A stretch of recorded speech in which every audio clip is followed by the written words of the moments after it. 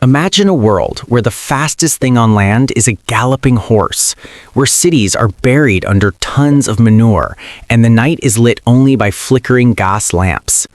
Now, imagine a lone inventor working in a cold shed, about to unleash a mechanical beast that would shrink continents, build empires, and change human freedom forever.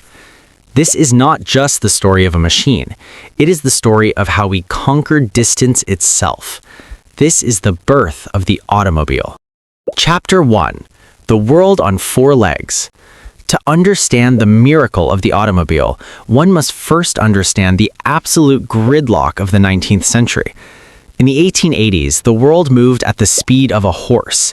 If you lived in New York, Boston, or Chicago, your life was dictated by the biology of the equines. Horses were the engines of the era.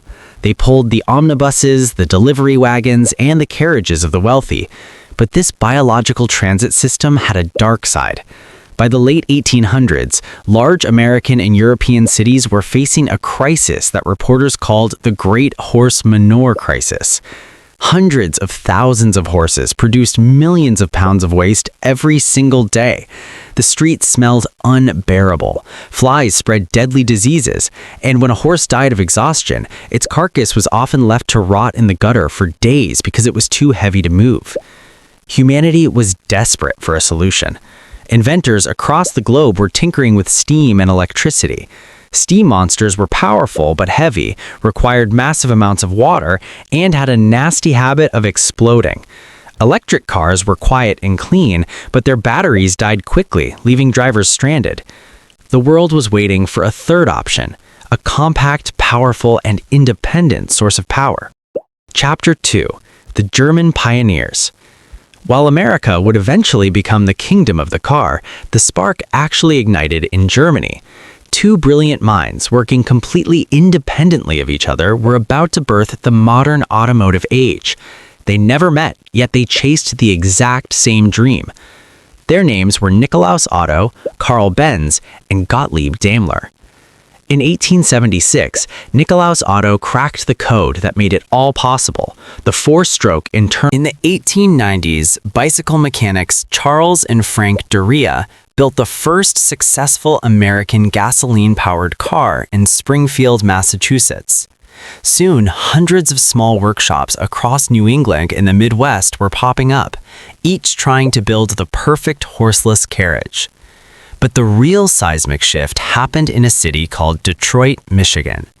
Detroit had everything needed for an industrial explosion: access to iron ore from the Great Lakes, a massive network of waterways for shipping, and a highly skilled workforce of machinists and carriage builders. It was here that a young, stubborn engineer named Henry Ford was experimenting with a quadricycle in a shed behind his home. Henry Ford was not the first to build a car. He was not even the first to sell one. But Ford had a vision that no one else had. At the time, cars were custom-built luxury items for the ultra-wealthy. They cost more than a normal person made in several years. Ford said, "I will build a motor car for the great multitude." To do this, Ford needed to change how things were made. In 1908, he introduced the Model T. It was simple, rugged, and could handle the terrible American mud roads. But the real magic happened in 1913 at Ford's Highland Park plant. Inspired by the overhead pulleys used in meat packing plants, Ford introduced the moving assembly line to automobile production. Before the assembly line, it took over 12 hours to build a single Model T. After the assembly line was perfected, a brand new car rolled off the line every 93 seconds. By producing cars so fast, Ford could drop the price. The Model T started at around $850. Chapter 5. The Post-War Boom and the Muscle Car Era. Following the dark days of World War II, the automotive industry exploded with newfound energy. In the 1950s and 1960s, the car became the ultimate symbol of the American dream.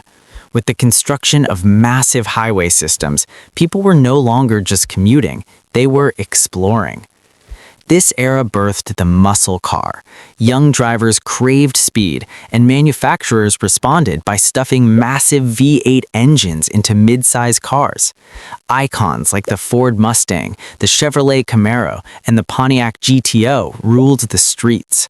Cars were long, heavy, covered in chrome, and burned gasoline like it was infinite. But this era of excess couldn't last forever. The 1970s brought oil crises and gas shortages that left drivers waiting in miles-long lines just to fill their tanks. Suddenly, the giant gas-guzzling V8s seemed less like symbols of freedom and more like liabilities. The world needed to adapt again. Chapter 6: The Electronic Revolution and the Quest for Efficiency. As the late 20th century rolled in, the mechanical beast started to develop a digital brain. The carburetors that had mixed air and fuel for decades were replaced by highly precise electronic fuel injection systems. Microchips began controlling everything from braking systems, ABS, to airbags, making cars safer and more efficient than ever before.